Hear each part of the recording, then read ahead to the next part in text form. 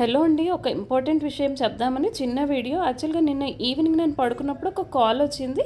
ఒక స్టూడెంట్ అనమాట. మేడం నేను కార్తీక్‌ని 21 బ్యాచ్ పాస్డ్ ఔట్ స్టూడెంట్‌ని అనగానే నాకు గుర్తులేదు. కాకపోతే ఇంకా స్టూడెంట్ కదా సరే అని మాట్లాడాను. అన్ని డీటెయిల్స్ కరెక్ట్‌గానే చెప్పి మాట్లాడాడు. మాట్లాడిన తర్వాత మేడం చిన్న హెల్ప్, నేను బెంగుళూరులో ఉన్నాను. నా పర్స్ మిస్ అయిపోయింది.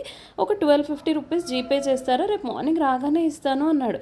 సరేలే అని జీపే ట్రై చేస్తే నాది వర్క్ అవ్వట్లేదు అని నేను మా హస్బెండ్‌కి చెప్పాను. తనకి ఎందుకో డౌట్ వచ్చింది. అందరినీ వదిలేసి అలా నీకెలా కాల్ చేస్తాడు? తను నీకు గుర్తు కూడా లేడు కదా! ఒకసారి కనుక్కో డీటెయిల్స్ కరెక్టేనా కాదా అని. సో, అప్పుడు నేనేం చేశానంటే నా ఫ్రెండ్‌కి కూడా కాల్ చేశాను దీని గురించి. తను చెప్పింది విని అయితే నేనైతే షాక్ అయ్యాను. బట్ తను కూడా ఆల్రెడీ ఇలాంటిది ఎక్స్‌పీరియన్స్ చేసిందట. నాకైతే ఖచ్చితంగా జీపే చెయ్యొద్దు అని చెప్పింది. ఇంకా డీటెయిల్స్ అన్నీ నెక్స్ట్ వీడియోలో చెప్తాను. ఇలాంటి కాల్స్ వస్తే మటుకు ఎవరు రియాక్ట్ అవ్వకండి. అంటే బాగా తెలిస్తే ఓకే. తెలియని వాళ్ళకి మాత్రం అమౌంట్ ట్రాన్స్‌ఫర్